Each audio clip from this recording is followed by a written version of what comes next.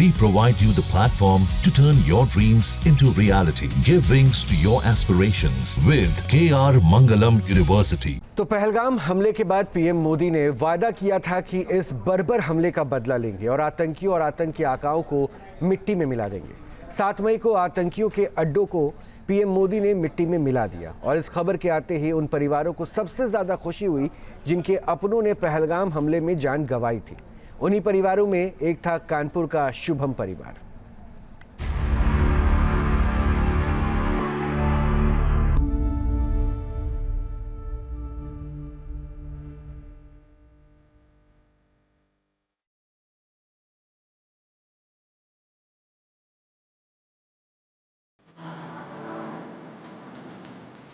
उन्होंने बेगुनाहों को मारा था, हमने आतंकियों का सफाया कर दिया।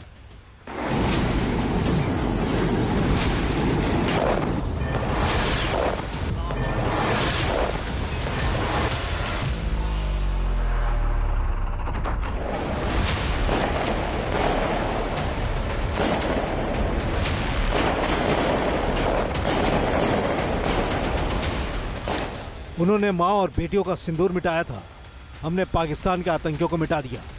उन्होंने धर्म पूछकर गोली मारी थी, हमने इंसान के भेष में छिपे भेड़ियों को जहन्नुम पहुंचा दिया। जैसे हमें पता ही नहीं, हम पीछे पलट के देखेंगे हो क्या रहा है, हम उसकी तरफ स्माइल करके पूछे भैया क्या हुआ, मेरा हिंदू है मुसलमान, मैंने कहा हिंदू मार दी। जब बेटियां रोती हैं, माओ का कलेजा फटता है और पिता की आंखों से आंसुओं का समंदर उमड़ता है, तो भारत का बच्चा बच्चा कस्में खाता है और फिर आसमान गरज उठता है।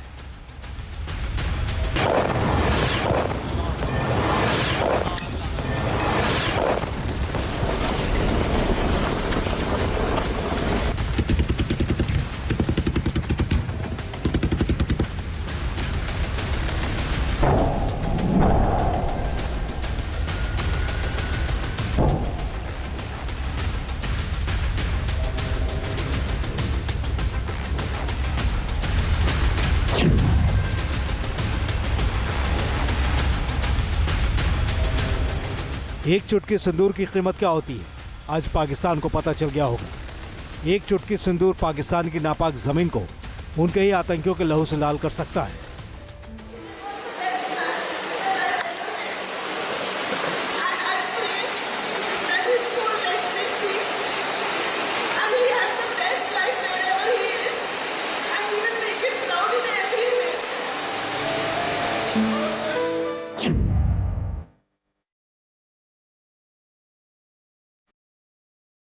एक चुटकी सिंदूर जब माथे पर सजता है तो सुहाग का प्रतीक बन जाता है और जब माथे से मिटता है तो दुश्मनों के लिए काल बन जाता है। उनको बोलते कि ना तुम कलमा पढ़ो, मेरे मिस्टर को बोला तो मेरे मिस्टर ने बोला मैं तो क्रिश्चियन हूँ, ईसाई हूँ, मेरे को कलमा नहीं आता। उसने सच बोला ना। हमें याद है जब 22 अप्रैल को जनरल मुनीर के पिट्ठुओं ने बैसरन घाटी की धरती को 26 बेगुनाहों के खून से लाल कर दिया था।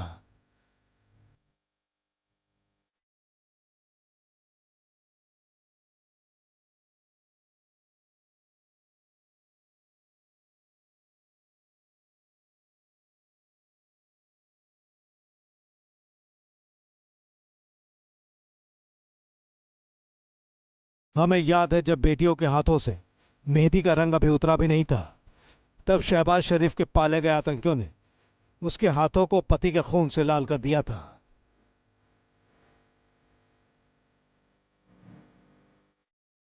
हमें याद जो बैसरन घाटी में गूंजा था, एक पत्नी जो अपने पति के शव के बगल में बेसुध बैठी थी, एक मां जो अपने बेटे के शव पर दहाड़े मार रही थी, एक पिता जिसकी सारी दुनिया ही लुट चुकी थी।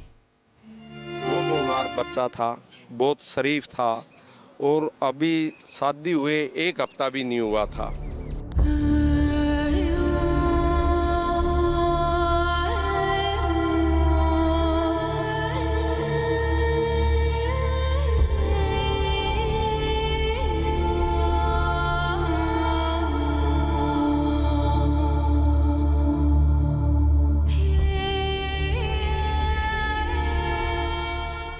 हमें याद है जब पाकिस्तान से आतंकियों ने धरती की जन्नत की जमीन को 26 बेगुनाहों के खून से लाल कर दिया था। उन्होंने धर्म पूछा था और गोलियां बरसा दी थी। उन्होंने चुन चुनकर धर्म के नाम पर इंसानों को मारा था।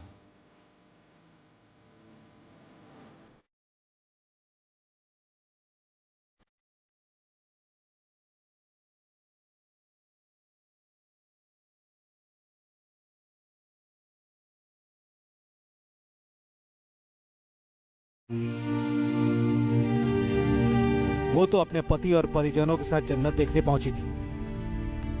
पति शुभम के साथ कॉफी का आनंद लेना चाहती थी, लेकिन तभी आतंकियों ने शुभम का धर्म पूछा और चेहरे पर गोलियां बरसा दी।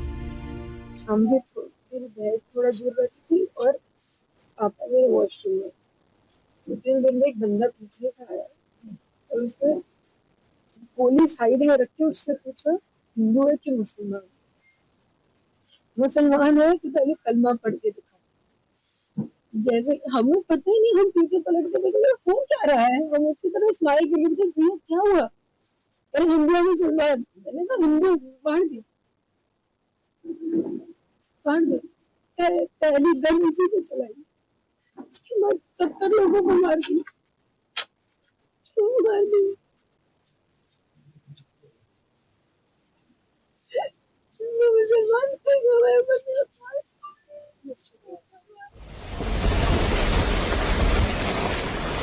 पाकिस्तान को यकीन भी नहीं होगा कि उसकी जरूरत की सजा ऐसी मिलेगी जिसकी उसने कल्पना भी नहीं की होगी।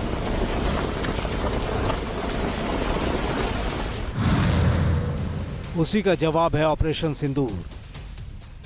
मैं सलाम करता हूं अपने देश की सेना को और धन्यवाद अर्पित करता हूं अपने देश के माननीय प्रधानमंत्री जी को, जिन्होंने देश की 140 करोड़ जनता के मन की बात को समझा, दिल के दर्द को समझा, उसके दर्द को समझा, उसके गुस्सा को समझा और जिस तरह हमारी सशक्त सेनाओं ने अदम्य साहस और शौर्य के साथ पाकिस्तान में पल रहे आतंकवाद का विनाश करने का काम किया है। भारत ने पाकिस्तान और पीओके के 9 आतंकी ठिकानों को ध्वस्त कर दिया है। भारत ने 100 से भी ज्यादा आतंकियों को पाकिस्तान की जमीन से मिटा दिया है।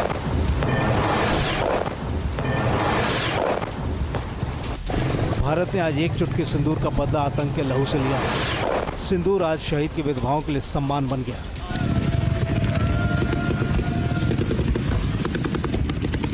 को बहुत पुख्ता कर दिया है कि वो बदला ले लेंगे और आतंकवाद खत्म कर देंगे। कुछ ठंडक तो नहीं पता, बट आज शायद शुभम पीस में होगा। ये सही मायने में माननीय प्रधानमंत्री जी ने श्रद्धांजलि दी है।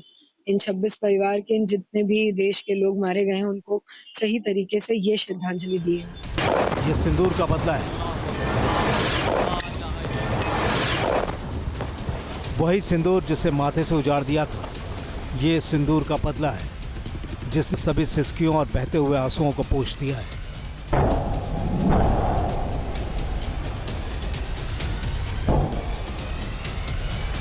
Team news nation. जहाँ भक्ति है हर शब्द में, कथाओं में छुपे हैं दिव्य रहस्य और ज्योतिष देता है जीवन को दिशा। धर्म से जुड़ी हर बातों को जानने के लिए हमारे चैनल स्तुति को सब्सक्राइब करें।